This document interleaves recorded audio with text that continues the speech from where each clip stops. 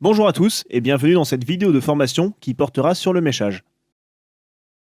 On va vous parler du méchage, différents types de méchage que vous aurez le plus facilement d'unité, c'est le méchage antérieur. Donc soit vous avez des mérocèles qui sont des gros tampons à utiliser en général avec un corps gras, soit ce qui est très bien, c'est les rhinos rapides. C'est des mèches qu'il faut imbiber préalablement de sérum physiologique et l'aspect est plutôt gélatineux, donc c'est plus doux et c'est plus facile à mettre. Et après, vous avez les ballons, les mèches à double ballonnet avec un ballon postérieur à gonfler bien en premier dans le cabum et un ballon antérieur, sachant que vous pouvez tout à fait remplacer ce type de méchage par une sonde urinaire pour le ballon postérieur et vous complétez après par une mèche antérieure. Devant un saignement non massif, il va falloir débuter par des mesures simples. La première est un mouchage efficace des caillots qui sera ensuite suivi par une compression bidigitale efficace pendant 10 minutes. Il ne faudra absolument pas relâcher la compression bidigitale pour voir si ça continue de saigner, mais bien la maintenir pendant toutes les 10 minutes.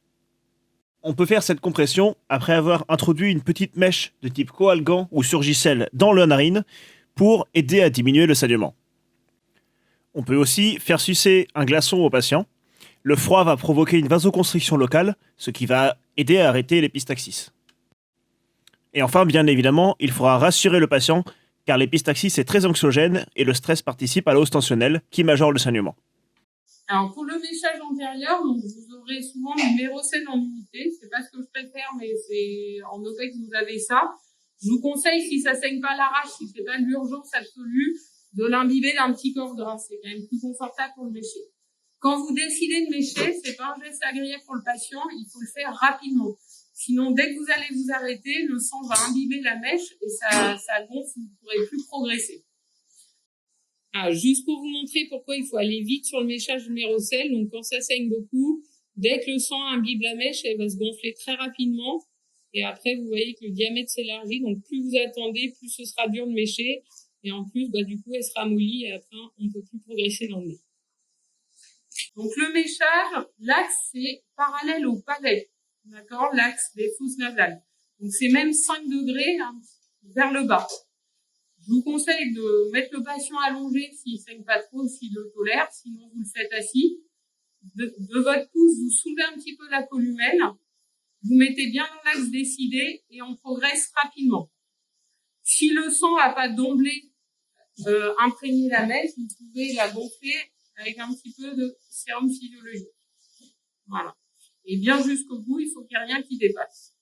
Si ça continue à saigner, vous complétez par un méchage bilatéral.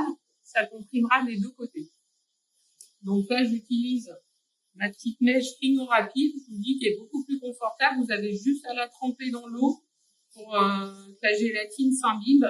Et pour le patient, c'est plus sympa et c'est surtout plus confortable à retirer. Il y a moins de saignement au moment de l'ablation de la mèche. Donc même chose, vous tirez la columelle vers le haut, l'axe parallèle au palais et on progresse. Celle-là, donc si malgré ça, ça saigne encore, vous pouvez gonfler le ballon qu'il y a dedans avec un petit peu d'air. Il n'y a pas besoin de beaucoup, 3 cc, et ça fait un effet expandeur majoré. Pour la mèche à double ballonnet, il faut juste bien penser à repérer le ballon postérieur, et si vous ne le gonflez pas en premier, ça va faire sortir la mèche. Donc le principe est exactement le même, toujours dans l'axe du palais, on progresse. Et quand vous gonflez le ballonnet, vous tenez votre mèche, sinon elle a tendance à sortir. Vous regardez, en général, il y a des indications sur combien on peut gonfler au maximum. Donc en général, 10 cc pour le ballon postérieur et jusqu'à 30 cc pour le ballon antérieur. Sachant que 30, ça fait beaucoup et ça fait très mal aux patients, donc allez-y doucement. Donc là, on voit que ça continue à saigner de l'autre côté, donc n'hésitez pas à compléter soit par un autre méchage antéro-postérieur, soit par un méchage antérieur. Les mèches à ballonnet, en général, ne gonflez pas autant que tout ce qui est indiqué, parce que le patient va pas le supporter, ça fait des volumes énormes. Donc vous pouvez gonfler soit à l'air, soit à l'eau, il n'y a pas d'importance. Par contre, si la mèche est gonflée, pensez à dégonfler le ballonnet au moins toutes les 6 heures, quelques minutes, quitte à regonfler après, parce qu'il y a un risque de nécrose de la cloison. Ça appuie contre les parois et ça fait des escarres de la cloison. qu'il y a un moindre mal. Si vous avez un polytron qui saigne la rage, on vous en voudra pas s'il a eu perforation de cloison après méchage. Mais autant que possible, dégonfler, vous voyez si ça saigne. Si ça saigne, vous regonflez. Alors, le méchage postérieur, c'est vraiment très rare qu'on soit amené à le faire. C'est réservé aux grosses hémorragies. Vous l'avez fait votre antérieur, ça continue à saigner. C'est souvent soit des plaies carotides derrière le sphygmoïde. Donc, c'est très rare qu'on soit amené à le faire. Donc, si vous n'avez pas de ballonnet, vous prenez des sondes urinaires, ça vous en aurez tout le temps. Donc, dans l'axe d'une sonde nasogastrique, vous pouvez la faire progresser assez loin, il n'y a pas de souci. Vous gonflez votre sonde urinaire à l'eau ou à l'air, si vous n'avez pas le temps de la remplir d'eau. Si on fait ça, on est en situation d'extrême urgence. Et après, vous tirez. Donc, le ballon vient s'impacter dans le cavum. Même chose de l'autre côté. Toujours bien dans l'axe vers le bas, même si vous n'arrivez pas, passez pas vers le haut. Si vous faites ça sur un gros polytraumatisé, il peut avoir une fracture de la base du crâne et vous pouvez progresser vers le cerveau. Donc, on gonfle également l'autre sonde. C'est normal, il y a un petit reflux de sang. Et après, vous tractez bien vos deux sondes pour impacter les ballonnets. On vient protéger la columelle soit avec un petit gélonette, soit un corps gras pour pas que ça nécrose la columelle. Et vous mettez une pince au ras. Et en général, ça continue à saigner un tout petit peu, donc vous venez compléter par un méchage antérieur.